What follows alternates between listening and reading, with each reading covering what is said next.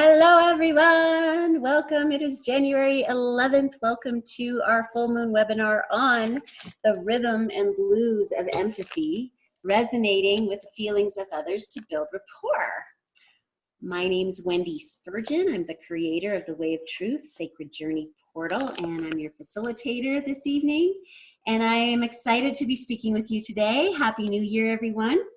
And supporting us with slides is one of our team members, Shelly Chase, writer and life happiness coach. Thanks, Shelly. And we also have Holly on the training tonight, and she is, she's also, I don't know if you know this, but you're a member of this team, Holly, and Shelly and Holly will soon be contributors to the newsletter, so you're going to be getting to know more about them as we move through this new year. I'm so excited. In this webinar tonight, you're going to explore how to build rapport with others, create trusting relationships, deepen relationships with the important people in your life, and make people feel more comfortable around you. In this program, you will define what empathy is and recognize why it is such an important skill to have in life. Realize that you have the capacity to be more empathetic in your dealings with others, and that you can build rapport even with people you disagree with. I think that's cool. And we're also going to review simple, practical, powerful ways to develop your level of empathy when interacting with others. And our first module starts with exploring the concept of empathy. Excellent communication is essential for a fulfilling life and for more successful relationships. One of the necessary components of excellent communication is empathy, but what exactly is empathy? To start to answer this question, I invite you to listen to this simple story. An old man with dark glasses was sitting on a busy street corner during rush hour. He was playing a saxophone and begging for money. On a cardboard sign next to an empty tin cup, it said, "Blind, please help." Despite the sign, no one was stopping and giving him any money. After a while, a young advertising writer walked past and saw the blind man with his sign and empty cup, and also saw the many people passing by completely unmoved, let alone stopping to give him money. The advertising writer took out a thick marker from his pocket, turned the sheet of cardboard over, and rewrote the sign, and then went on his way. Immediately, people began putting money into the tin cup. After a while, when the cup was overflowing with coins and dollar bills, the blind man asked a stranger to tell him what the sign now said. "It says," said the stranger, "it's a beautiful day. You can see it. I cannot." So that is the end of the story. And I want to take a minute or two just to kind of debrief. So how did this story make you feel when you heard it?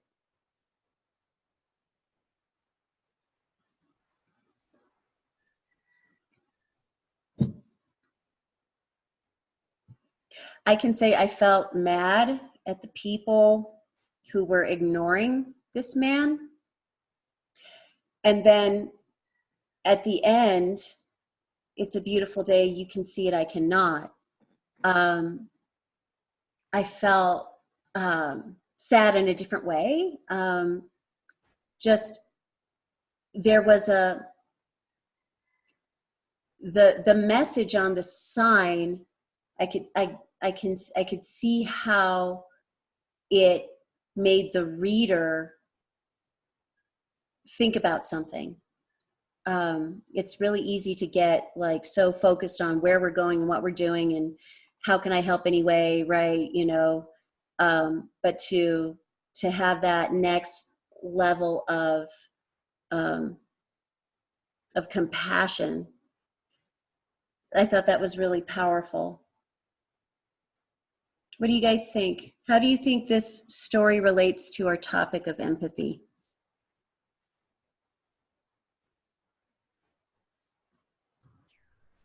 Well, it's easy to ignore. I mean, when you see a sign that says blind, please help, well, there are lots of blind people. Right. And I mean, it almost like allows you to be blind as you go by the sign. And what it really makes me think is, man, I could use some of that advertising technique. You know what I Right. mean? Really know that you're getting the right words out there, Yeah. because the right words make a lot of difference. Yeah, they do. Yeah, that's really interesting. It's like the word blind made them blind. But it's a beautiful day. You can see it. I mean, like this is it's true, and then it's true, I cannot. It's like, oh, there's a difference in our experience.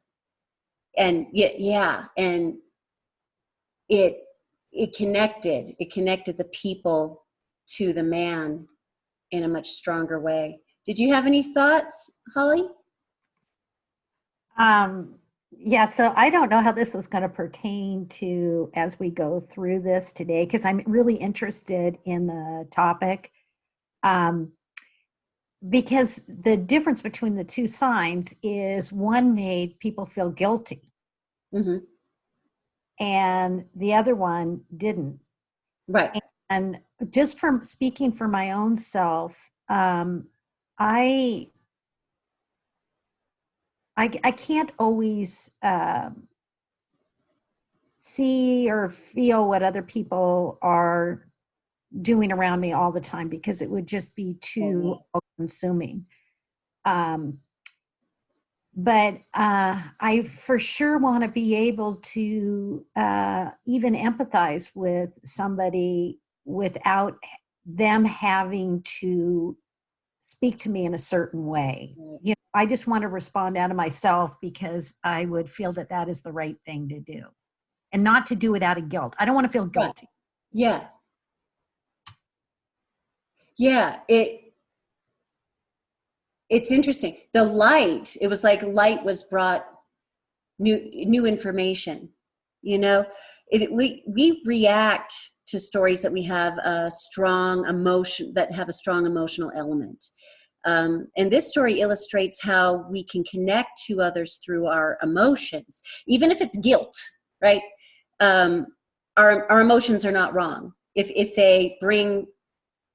we bring, because it even just brings light to the guilt, to the fact that I feel guilt, was like, oh, well, this information, now I have a choice, you know, as opposed to being in the dark, which is what kind of that autopilot was, that, you know, that blindness is being in the dark. Yeah, emotional story components can tug at the compassionate side of who we are. Identifying with and understanding someone else's situation is what empathy is all about. As the 18th century English poet Samuel Taylor Coleridge once said, "What comes from the heart goes to the heart." True empathy requires us to be aware of others and the emotions they are experiencing. In the next module, we're going to look at we'll look further into how empathy is defined and recognize the ways in which this skill can impact your life in positive ways. So in module 2, here we are.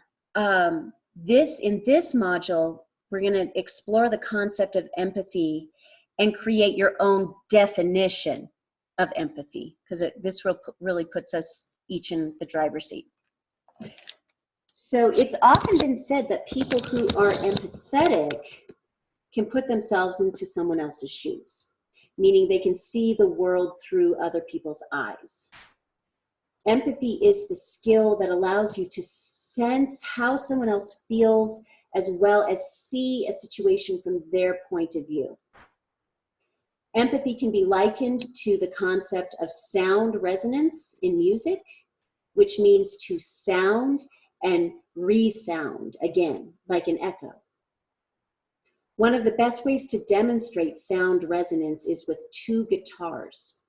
When you pluck any string on one of the guitars and then lightly touch the same string on the second guitar, the string on the second guitar will begin vibrating at the same frequency as the string on the first guitar. This is an example of sound resonance, one object vibrating at the same natural frequency as the second object. Empathy works much the same way as sound resonance. Empathy means a person has the capacity to be in vibrational sync with another person. Empathy involves understanding the experiences, behaviors, and feelings of others while they are experiencing them. It involves the ability to put yourself in another situation, not to be that other person, but to experience their situation as if it were your own. So in other words, an empathetic person resonates like sound at the same frequency as the other person. The key point is that you remain a separate person, fully aware of your own personal feelings while imagining and understanding the other person's thoughts, feelings, and behaviors from their point of view. To do this, you have to be able to put aside your own biases, prejudices, and points of view in order to fully understand that person. And now let's take out worksheet number 1. What is empathy? So on the worksheet, you will find various definitions for the term empathy. So let's just take some time individually to read through these definitions and highlight, underline, or circle the words and phrases in those definitions that align the most with how you would define the term. And then next, in the space provided at the bottom, write your own definition of the term empathy. So let's just check in when we're done.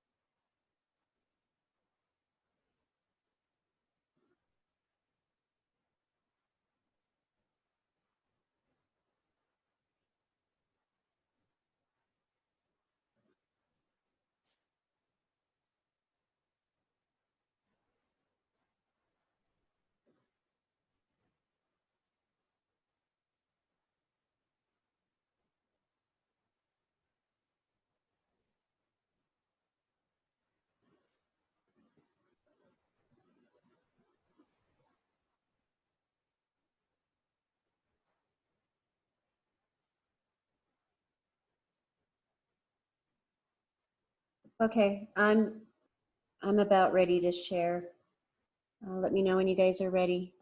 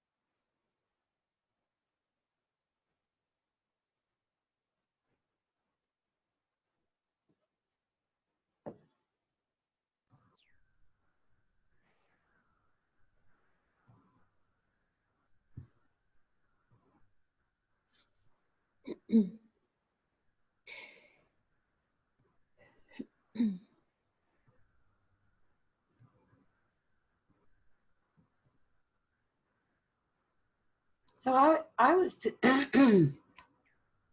I was taking issue with some of these definitions. I was too. I was too. Yeah. Yeah, because the thing is, well, I do a lot of studying and working with the vibe and the frequency. And um, if you are, I mean, you need to be able to remove your bias and understand what someone else is going through. But you do not want to match your frequency to theirs, because you can't help someone out of despair by going down in there and wallowing with them in it. Right. That was the issue that I was taking. So I think that the best definition here is just understanding and concern. Yeah, out of those options, you know, here's what my sheet looked like. I circled a respectful understanding. I underlined taking an active interest. And then I crossed out specific distress, like, I don't need to share in their specific distress. On the next one, entering the private perceptual world of another and becoming thoroughly at home in it. I had no interest in that one. You know, I felt a big kind of like wall come up around that, but I wrote a note after it. I said, so I can come and go. I won't be trapped there. I don't know that I would want to become thoroughly at home in someone else's private perceptual world. That would just, it's private, right? It's private for a reason. And mine is private for a reason. But yeah, so I was sort of watching myself and my own reactions to some of these definitions. The next one, the capacity to feel oneself into the inner life. Now, as an actor, I do that with characters, right? Characters that I'm wanting to portray in a believable way. So that I underlined it because I know what that is, and it's safe because that's a fictional person, right? I didn't do anything with the next one after that. There was no resonance there. There was no resonance. The second to last one, and then I circled understanding and concern. And then for my definition of empathy, which is good. I mean, I really I think all of these definitions were written in a way to trigger you and to really make you think about it. So my definition of empathy, a healthy respect and ease with my own emotions so that I can hold space for other people's emotions. That's what the good thing that I got from that process, but I had to take some time with it to kind of get to that. So it was good for me to go through that and feel all that discomfort and get to some clarity. I really like the way you put that, because you're right. You can't have empathy if you don't even know how you're feeling to begin with. So that's really a helpful definition.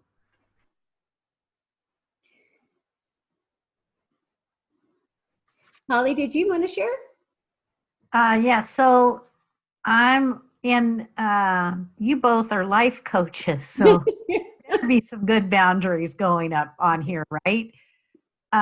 So I actually started thinking about what is it that I really do, because I was like you, there, I think right now, just in the way the world is right now, um, having sympathy for people is not the same as having empathy for them. Mm-hmm. Yeah. And that's like a big distinction there. But so this is what I actually do.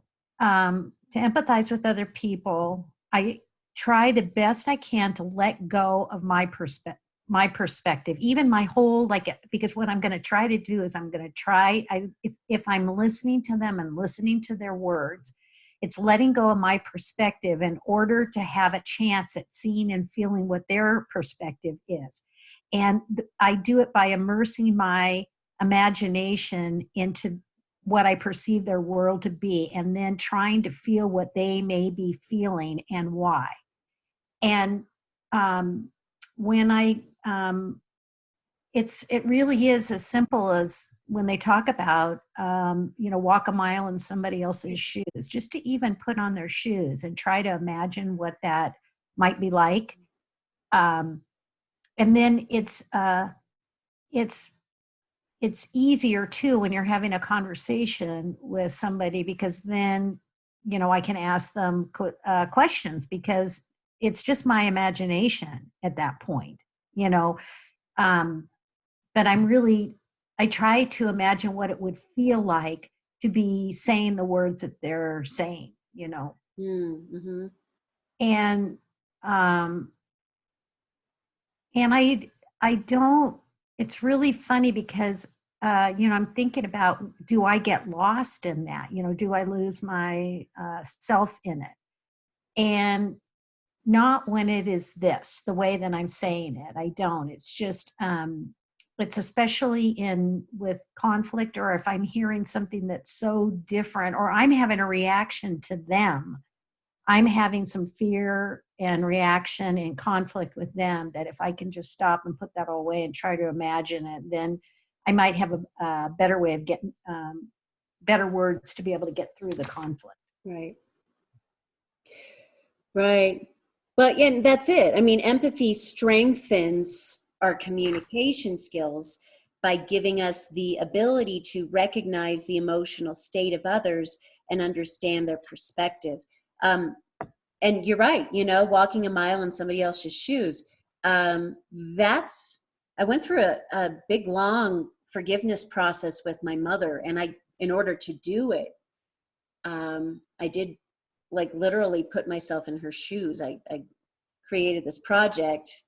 It was where I actually danced. I was dancing the story of her life. And in order to do that, I had to imagine who she was at that time in her life, of that part of her story, how she got there, and feel that the things that she felt. And that helped me go, oh, it helped me understand why she made the choices that she did. It's a really, really powerful exercise to use your imagination in that way. And just like sound resonance, it echoes the feelings of the other person. In my example, I had boundaries. I knew it was a story, and I had an intention of sharing that story in a respectful way. And in order to do that, I had to empathize with that character, even though she was my mother. And, being empathetic does not mean that you agree with a person's point of view. It just means you understand it. You can empathize with someone without agreeing with them. In the next section, we're going to look further into why empathy is such a critical skill to have. All right, here we go. Module 3 of our webinar on the rhythm and blues of empathy. In Module 2, you discovered how empathy is like sound resonance, and you created your own definition of the term. In this module, you will further explore how emotions and feelings can differ between people, yet they can still acknowledge and accept the other people's point of view. Have you ever had a sense that someone you are talking with is not on the same wavelength as you? And when this happens, what do you do about it? Do you disregard that person, or do you try to understand what's going on with them? Understanding what other people are thinking, feeling, and experiencing is a critical skill in being able to understand how they view the world. To illustrate how people can have very different views and emotions about the same thing, let's complete the following activity. Let's take out worksheet number 2, color your world. We think differently, and therefore we see things differently from each other. Emotions can make two people see the same thing in very different ways. To illustrate this and to explore how emotions can color our worlds differently, close your eyes and imagine the days of the week, starting with Sunday. Think about each day and assign a color to it. What color is each day? After you define your colors for each of the days of the week, open your eyes and write them down in the spaces provided on the worksheet. Let's go now.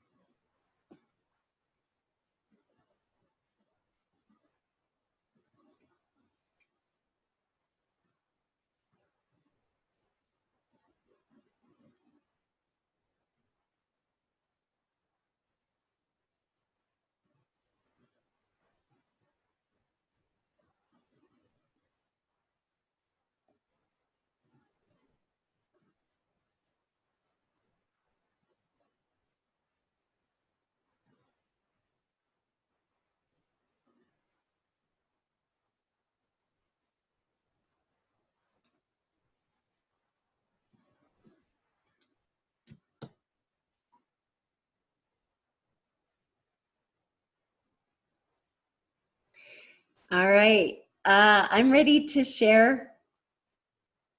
So yeah, I'll just go ahead and share, and then if you guys are ready, you can share too.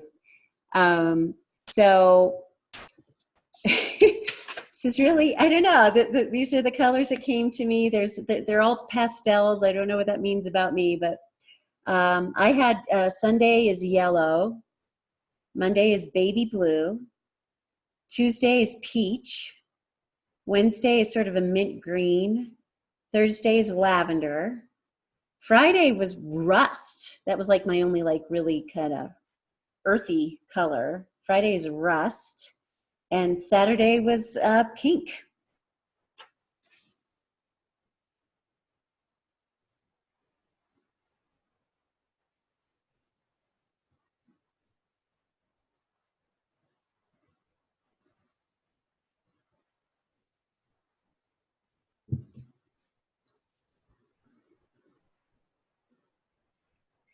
I guess you were done talking? I didn't know if you were going to say anything more about it. Okay, so here's mine, and I love how you can often not pin me down to one thing. Well, Sunday is fuchsia to pink and then blue into twilight Oh, of course. Yes. in the afternoon. And then Monday, bright yellow. Boom! Boom, ta-da. Active thing. And then on Tuesday, it's still yellow and it's moving into blue. And Wednesday is blue. And then Thursday again is yellow, but goes into turquoise. And Friday is turquoise. And sister, Saturday is pink, going into fuchsia. Okay, well, yeah, that makes sense. How about you, Shelley? So I have Sunday is yellow, sun, Right. Sunday.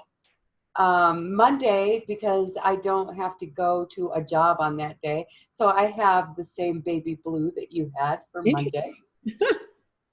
Tuesday, Wednesday, and Thursday, I have to go to a job that I wouldn't necessarily choose to go to, but there are lots of aspects that I like about it. So I colored those pink. And then Friday and Saturday are the busy and exciting times, and so those are red. Oh, wow. So, I mean, like, these are great. They're great. I mean, like, notice how there was a lot of variation, and then there were places where they were the same, right?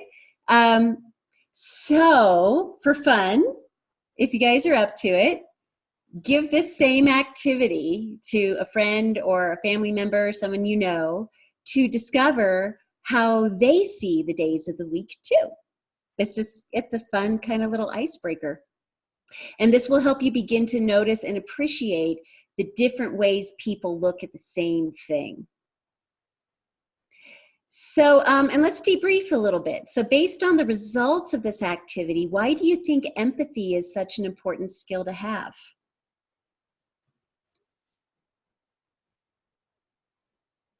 How can empathy help build rapport between two people who see things very differently? This is Holly. So I am married to a bookend. We could not be more opposite. I'm sure that there's a lot of things that we definitely have in common, but so often, if anybody, just to give you an example, we're on Maui and we decided to go look at a couple condos that were for sale. And we'll drive any real estate agent or anybody else who's talking to us crazy. Because he'll say, I want a 2-story, and I'll say, it can only be a 1-story. We are so totally opposite that I actually had to tell the real estate agent, I said, look, don't, because if they're trying to speak to one of us, trying to do a sales thing on one of us, it just doesn't work. And they get kind of freaked out. And this woman seriously got kind of freaked out. And I said, just don't worry about it, because the thing is, this is the way that we are and the way that we get to the middle. And we just celebrated 30 years of being married together. Congratulations. The way that we do that is by sharing with one another our perspectives. And we get along better now than we used to, because we weren't, in the beginning, I don't think our vocabulary was as good as it is now to be able to explain how we feel about things and how we see things. And it builds respect. There's a respect there for, I want him to respect my feelings. And if I believe in that principle, then I need to be respectful of his. And so we do a lot of empathizing with one another and putting ourselves in one another's shoes and seeing how that might feel. And it's it's an interesting thing. It's a lot of work. It's a lot more work than people who are really closer in, more maybe more compatible than the way that we are. Wow. That is so inspiring. Thank you for sharing that. Empathy is like been your secret sauce for your successful 30-year marriage. That is incredibly inspiring. And you're right, it takes work, it takes commitment. And, when I think of, when I'm thinking of that question, how can empathy help build rapport between two people who see things very differently? It can build rapport because it builds connection, right? You're opening your heart wide to an acceptance of this other person's experience, even though it's not yours, right? Even though it's different, we don't resist it, right? It's like when we do work around, resistance and acceptance, it's like I stop making you wrong for being different than me. And I say, it's okay for you to be you, and it's okay for me to be me, and I can be curious about that, and I can accept you for being who you are. And thank goodness that you are who you are, because then I don't have to be you. I can be me, and I like being me, right? And having that kind of healthy respect and acceptance of our differences, which make us unique. And, another question I wanted to pose before we move on, what for a person to be empathetic, what disposition must they bring to their interaction with others? What do you guys think? Open-mindedness. Open-mindedness? Yeah. I was thinking curiosity, which kind of goes with that, right? We can't be curious if we're not open-minded enough to be curious. Anything else come to mind? What, for a person to be empathetic, what disposition must they bring to their interactions with others? Well, I was thinking, and Holly's marriage story really solidified it for me, but being considerate, really caring about the other person is big, because if you didn't care, you wouldn't take the time to try to feel empathy. Yeah. Well, it's that caring and it's like as I feel into that, right? I'm putting myself in the shoes of what that would feel like to have that relationship and have that open-mindedness and that caring. And it feels to me like a healthy circuit of giving and receiving, right? You are giving your empathy and understanding, and you're also receiving the empathy and understanding of your partner. And so there's a mutual benefit. All parties benefit from that commitment and that level of caring. Wow, this is really, really good stuff. And I'd also say that, it's risking too, your righteousness. Right. Yeah. You have to. That you have to be like sort of a willing, because of this willingness to be able to change, because the more information we get, things evolve. Mm-hmm. Yeah. You might have to drop your righteous positions, and there is risk involved in that. But it also, as you open your heart, you grow, and you're happier. Yeah. You're bigger, you're wholer, you're more authentically who you are, as opposed to being closed off behind your righteous positions. But it comes with risk and work. So well put. So, and looking back at this exercise, the days of the week are a somewhat insignificant thing to look at, But yet notice how differently people feel and experience them. Imagine the far greater differences that show up with more complex topics such as job responsibilities and personal relationships. Let's face it, people will never see things exactly the same way. But should that be the aim? Perhaps instead, we should simply try to understand others' views and emotions that color their world so that we can minimize conflict and maximize cooperation. When people have the ability to put themselves in another's situation, they support productive communication and build stronger relationships. That's why empathy is such a critical skill for effective communication and building rapport. In our next module, we will further explore how you can develop your empathy skills and strengthen the connections you have with the people in your life. But before we move on, let's just take a moment to say Happy New Year 2020. We have turned a page not only into a new year, but a new decade. We are entering the roaring 20s and the world is changing quickly. Now is a great time to utilize a great tool I call the Life Purpose Activation Key, developing new habits. Habit number 1, tuning into the divine within. So, the name of this coaching community is The Way of Truth, and the byline is connecting to your heart's wisdom, right?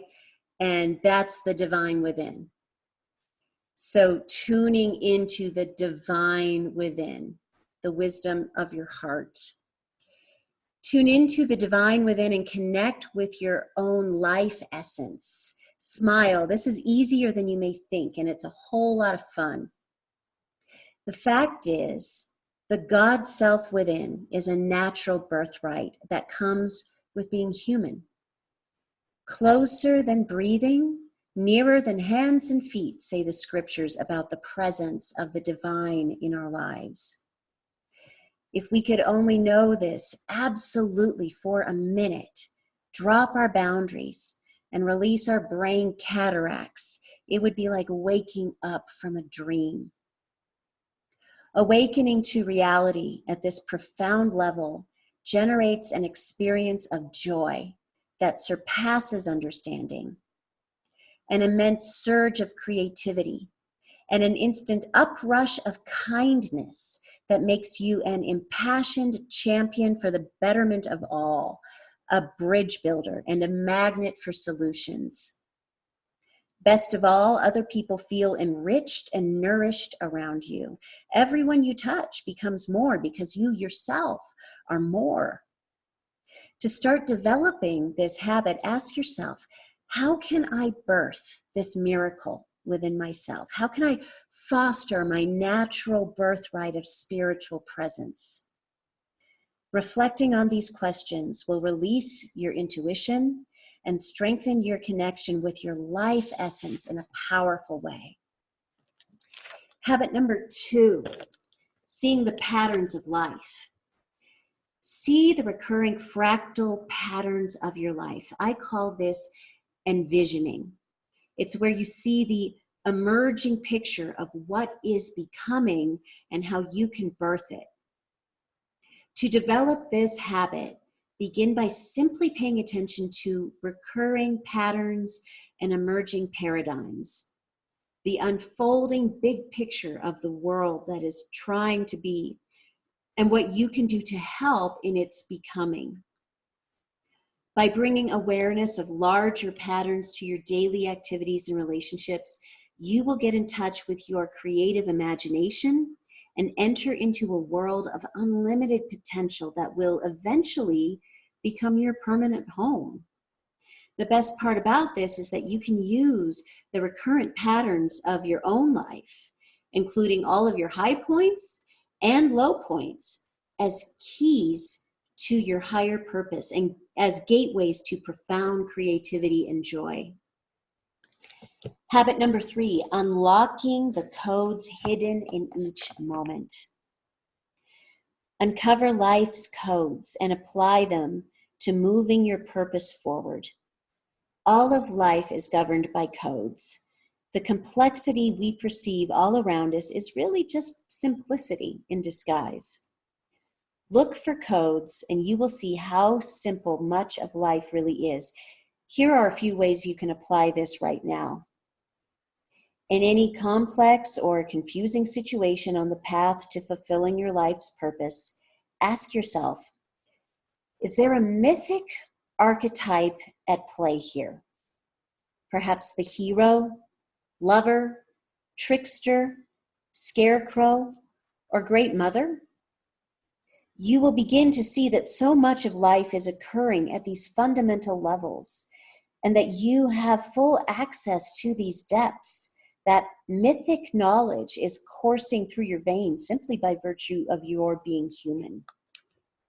You will see that the details of the situation aren't often as important as the deeper story that is being played out. And this will free you to act in new and creative ways and turn what might have been a difficult situation into an opportunity for sharing wisdom and compassion with those around you. I hope you will take these 3 habits and use them to grace your life and the lives of others. Of course, you can develop these new habits on your own, but if you'd like to work together with me to cultivate these new habits, I invite you to join me for insider access into my newest and most rewarding coaching membership yet. Hello, new me. 2020 is your year to shine. This monthly membership provides all the support you need to achieve a radical transformation and become your limitless self. It includes everything in your Freedom membership, your annual 60-minute soul purpose discovery call, your monthly self-coaching newsletter with powerful content and transformational exercises, your new moon sister circle and full moon webinar each month, and it includes a large quality diary planner for 2020 to plan your scheduled days and more, morning love notes and journal prompts, your love journal is included, mental bank training and the mental bank ledger included, weekly self-love challenges. This is fun. You get to deposit self-love credits into your personalized self-love bank and redeem for cool gifts.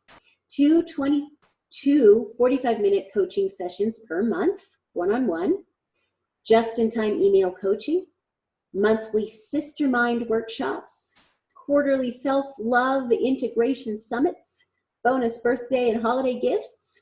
This is awesome. 35% membership discount on advanced self-love courses. And should you choose, 15% commission paid monthly on your messenger referrals. Share the power of transformation with others and earn a little extra spending money each month. And if you sign up by Groundhog Day, February 2nd, I'll include our flagship online course, The Best Year Ever 20. It is a $1,600 program, yours free. Now, the reason I want to go for Groundhog's Day, because I'm a shadow coach, right? And I was talking with Shelley about this earlier. So the legend goes, if it's sunny, the groundhog sees its shadow and it gets scared and then goes back underground. And then if it's cloudy, he doesn't see his shadow and he stays out. Well, in this training, we're able to look at our shadow and own it and embrace it. And so we're not scared of it. So that's why Groundhog's Day is going to be the day, to grab the program by then so you can get the Best Year Ever 2020 for free. And now you can cancel or suspend your $35 monthly membership anytime for any reason. But to make this offer even more irresistible, your 10-day trial is only $10. So you just go to thewayoftruth.live/hello to sign up right after our training. Thanks. And now back to our empathy training. Now we're in module 4 of the webinar, The Rhythm and Blues of Empathy. Empathy is inherent in most people and can deepen with age and experience. Still, there are certain tools that can help to develop it even more. In this module, you will learn 6 steps to use to develop better empathy. The 6 steps to developing better empathy are: 1, notice it. See that someone is experiencing an emotion by paying attention to their words, voice, and nonverbal behaviors. 2, identify it. Determine the emotions from the words, voice, and behaviors that you think the person is feeling. 3, recognize its intensity. Gauge the strength of the emotions that are being expressed. 4, put it into words. Choose suitable words or phrases that capture the identified emotion and its intensity. 5, express it. Reflect back to the other person what you believe they are thinking, feeling, and experiencing. And then 6, check in. Ask the speaker to confirm or further clarify your understanding. Being empathetic requires a shift in your awareness to what it feels like to be another person. Following the steps of developing your empathy has the added bonus of establishing rapport with others through the simple act of listening and identifying with the emotions they are experiencing. Just listening and trying to understand what someone else is feeling means more to a person than defending, debating, or trying to fix their problem. So let's debrief around these 6 steps. So what new insights did you gain from these steps?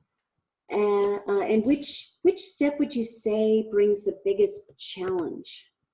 Any thoughts about that? You know, I'm going to go ahead and jump in. The check-in is the most important part. I mean, really, because if you don't check in and clarify that is what they're experiencing, then you're working on an assumption. And all of those steps before that are wonderful. I mean, that you are taking the time to notice there's something going on with someone. And then, you know, from the information that you're gathering, their words and, you know, their nonverbals and, you know, the volume of what they're saying, you know, taking those initial steps to identify it, recognize its intensity, put it into words and express it. And these are the steps of reflective listening. And it's a very, very powerful tool that comes with coach training when you're training to be a life coach, and listening, doing that, you know, really that reflective listening training to express how you think they're feeling based on the information you're getting, but then checking in and asking, you know, how is, you know, am I close? Is that how you're feeling? No, you know, and get more clarity. I mean, getting them to open up and share what it is. And that's hard for people to do when they're, you know, experiencing big, huge emotions. It's because we're taught to have so much shame about saying this is how I feel. But if someone has taken those steps to come to you with an open heart and an open mind and with curiosity and compassion, seeking to understand, it's so powerful to feel that someone is that care, that, you know, that they care, that they want to understand, and that, you know, they're not, and like I said, that's more important than trying to fix anything. I mean, just the fact that you're being heard is so incredibly valuable. Knowing that someone else is hearing you and is working to understand you, it builds that bridge and that connection and that rapport so that you don't feel alone anymore. Really powerful. And did either of you have some thoughts around those 6 steps? Any insights that came up for you? Well, I right away when you said the check-in is the most important because otherwise you're assuming, that's really important because all of these other steps, you might even be projecting Oh and yeah. think something's wrong when there's nothing wrong. And so it is really important to touch base with that person and make sure that you're not making the whole thing up yourself, you know? I think that's a problem especially in romantic relationships. Oh yeah. Oh, he's not talking. There must be something wrong. You know what I mean? Right. Yeah. And we're creating a whole story in our heads, but if you don't check in, then you're not really communicating at all. Yeah. You know? What do you think, Holly? Well, I just love that this is you two life coaches talking about this because it's so much about boundaries. Because number one, if they're saying notice it, it means that the person is not talking, Right. begin with, right? So, there's instances where if we're talking about a little kid or we're talking about somebody that uh, doesn't have the words or the tools to be able to even start doing anything, then being able to notice it is a great thing. And that I just went to, I go, well, what would the problem with me is, let's say that is a kid or it's somebody that is, I'm just going to pull a couple things right out here, but somebody that's maybe in an abusive situation or something like that, that really doesn't have the words to even ask for help or anything at that point. I have to be going slow enough and to be able to even notice. If I'm so self-absorbed, then I can't even see that there's something going on with somebody else. But this is the line between, codependent behavior or actual healthy behavior, because if it really is up to other people to use their words, and I'm right there with the both of you too. It's like checking in and asking them to ask the question like, "Are you okay?" or "What's going on with you?" and then let them use their words rather than like. And I just think it's so funny, Shelley. It's like you're going, yeah, because we could just be projecting over them, this whole big thing, and yeah. So get yourself a life coach then and start working through stuff, right? But to me, it's just like being mindful. So there's a time and a place for it, and then there's a time to back off and let other people use their words. You ask the question, and sometimes if it's like whatever, if they're just going to say no, I'm just fine. There's nothing going on. That's theirs then. Yeah. Yeah. Awesome. Thank you both. I'm going to go ahead and move us into module 5. How can I strengthen my empathy? So just to kind of sum up, in this program you have defined what empathy means to you. You've discovered how easy it is for people to see the same things differently and learned 6 ways to be more empathetic. In this module, you will strengthen your empathy skills through a powerful exercise. Empathy requires active listening, in which you listen for the feelings behind the speaker's words. This involves listening to the content of what is being said, but it also means hearing the feelings which the person may not be expressing. So now let's move to worksheet number 3, developing my empathy. To illustrate this idea of the feelings behind our words, read the short story you will find at the top of the worksheet. Then after reading the story, take a moment in the space below to identify the feelings you sensed behind the words. Write down a few words or short phrases that best describes the feelings the storyteller is expressing. Be as specific as possible in describing the feelings you are sensing. You may also want to pay attention to the emotions the story invokes in you. Our emotional responses are a good indication of the feelings intended behind the words. All right, so let's go ahead and take a few minutes to do that exercise on worksheet 3, developing my empathy.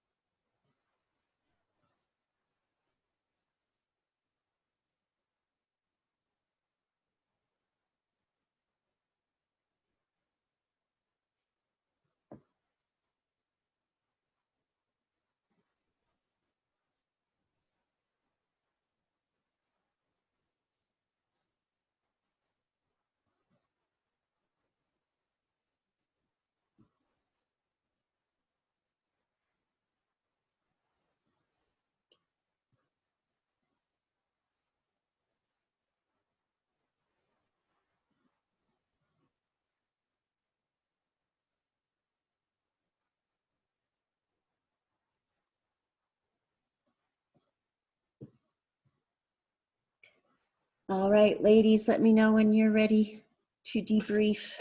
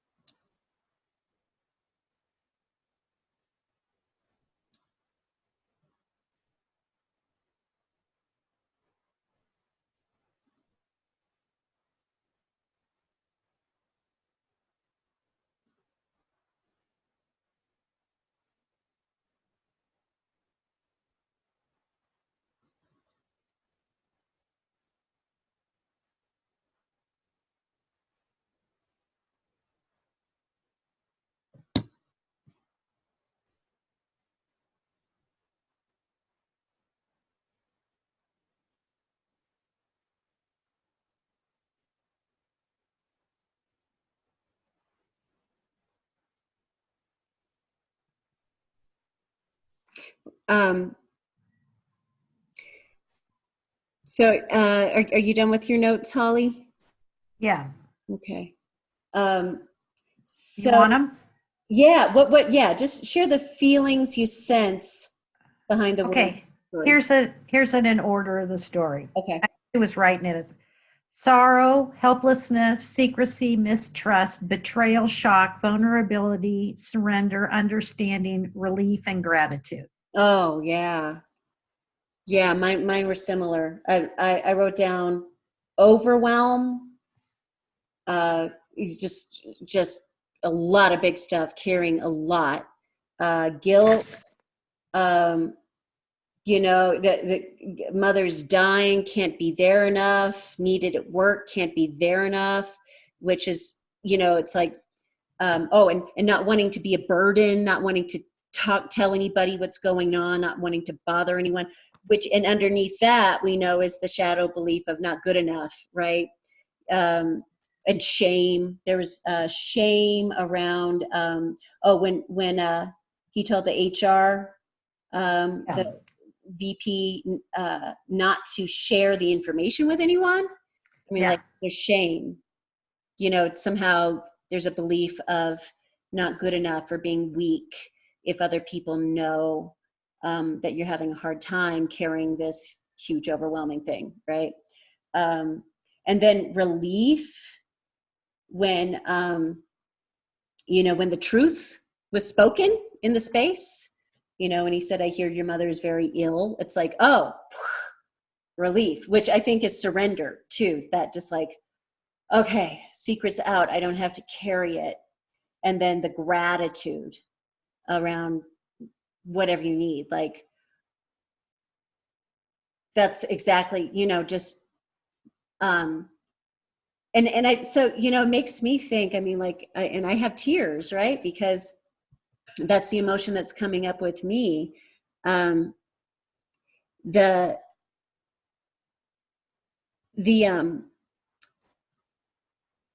that feeling of being acceptance, even though you're overwhelmed, even though you can't carry it all, right?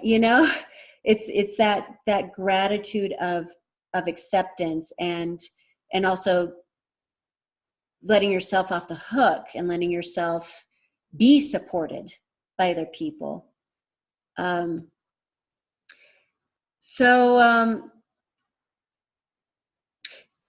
One of the debrief questions here. So if we were going to use the 6-step thing, right? So we took all this in, that we took the story in. What would you say to the person telling the story that would convey your understanding of how you believe he is feeling? Like, so that would be that step before the check-in. But we did actually get it from his perspective. But even the check-in, it's like, is that, so I would say something like, it sounds like you're feeling really overwhelmed. Is that right? Is that how you're feeling?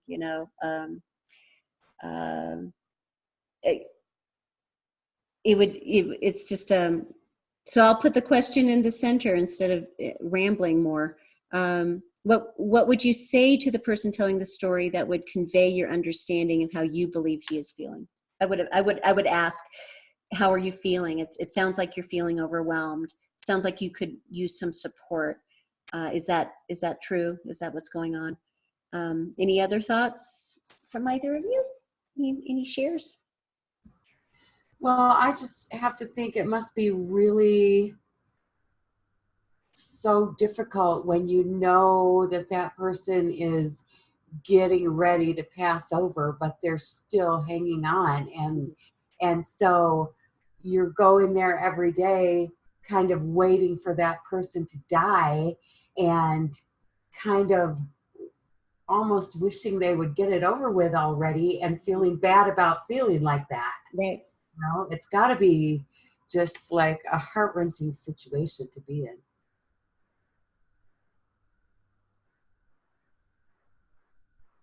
Yeah.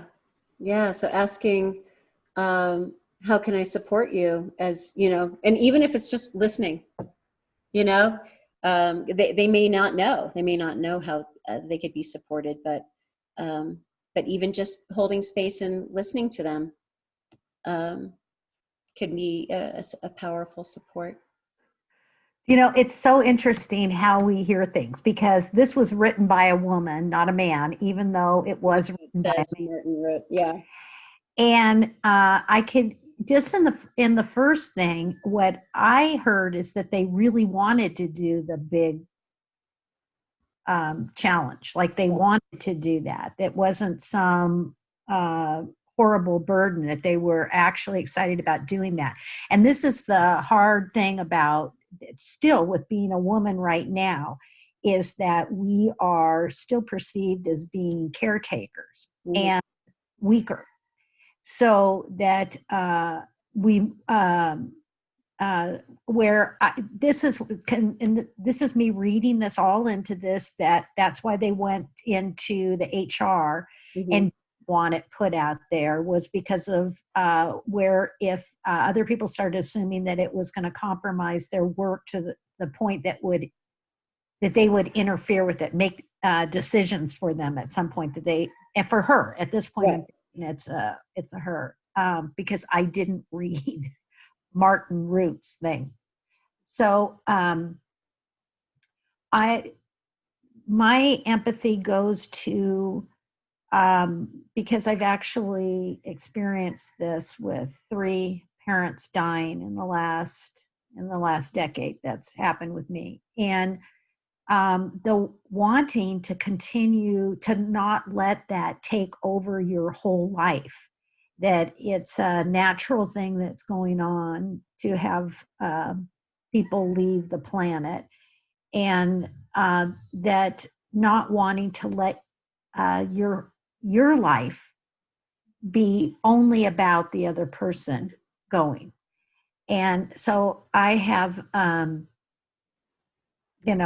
just really like the point of where I probably would just say something to that effect of my experience. That's a lot of what I go to is my experience in things. And then which does a lot to make people feel supported, that they're not alone in what they're feeling and going through, and just whatever you need, because I think this person is saying they want to be able to make the decisions about what's going on in their life right now and not have other people come in and overrule that.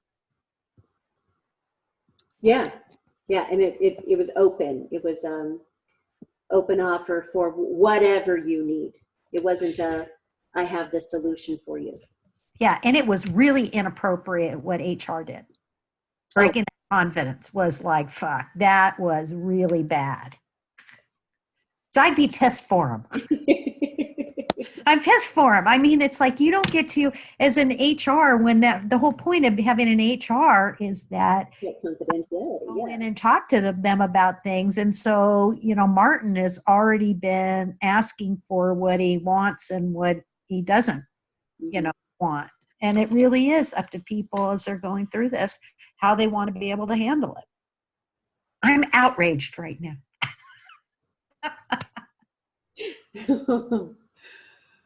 Oh, in this activity, you probably noticed that not all the emotions were expressed in a clear, direct way.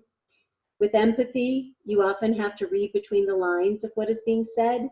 You have to put yourself in the speaker's shoes, resonate with him or her, and infer what he or she is feeling. You need to look carefully for all the possible clues to tell you what the speaker feels. I also think you can ask them.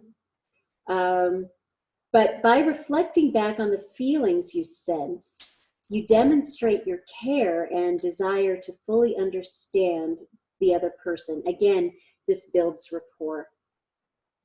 So some empathy tips to use going forward. This is our final module of the webinar. As you explore this program, empathy means being able to step into someone else's shoes. When you inhabit those shoes, you can gain a better understanding of his or her experience, feelings, and point of view. This leads to more effective communication and stronger relationships with the people around you. So to complete this webinar, you can apply the empathy skills you learned to a situation in your own life. So let's take out worksheet number 4, empathy tips. Read through the empathy tips listed on the worksheet and think of a current relationship or interpersonal situation where an empathetic approach could be of benefit. And we will quietly journal for just a few minutes about the situation using the space provided on the worksheet.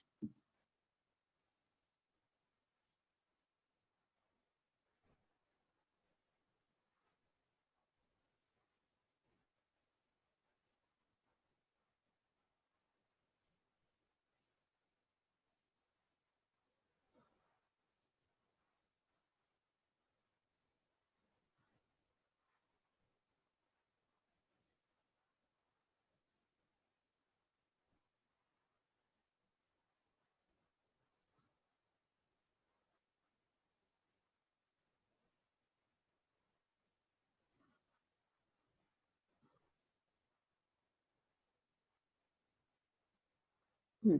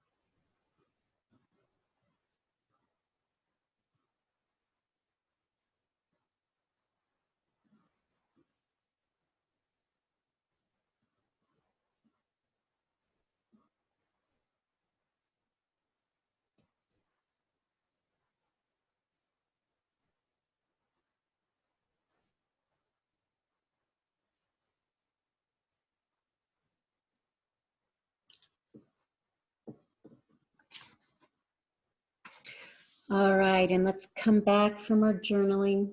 We can always go deeper before we go to bed tonight. Journal some more about that if we want to. Empathy is an important skill to develop since its aim is to connect more deeply with others and experience more satisfying relationships, something we all aspire to. Gautama Buddha said it best when he said, "Resolve to be tender with the young, compassionate with the aged, sympathetic with the striving, and tolerant with the weak and wrong. Sometime in your life, you will have been all of these." This concludes the webinar on the rhythm and blues of empathy. I hope you found the tools and resources taught in this program to be valuable for deepening your empathy skills and building better relationships and rapport with others. And just a quick reminder to go to thewayoftruth.live/hello. And if you sign up by Groundhog Day, I'll include the Best Year Ever 2020. It's a really powerful program. So I'm excited for what's next for all of us. And I will point out, just in closing, in your worksheets, there's some additional coaching activities. There's this activity here, stepping into someone else's shoes, and there's some additional coaching questions on the back. So that when we meet for our next one-on-one conversation, we can go deeper privately into this topic and use it as a prompt for some deeper transformation and healing in our work. And I say thank you, Happy New Year. I think it's awesome, and I'm looking forward to our one-on-one calls coming up. Love you both, and everyone who's watching, love you too. Bye for now. Thanks, Wendy. Thank you. Happy New Year. Happy New Year. Happy New Year, Shelley. You guys are awesome. Mwah, mwah, mwah. Bye.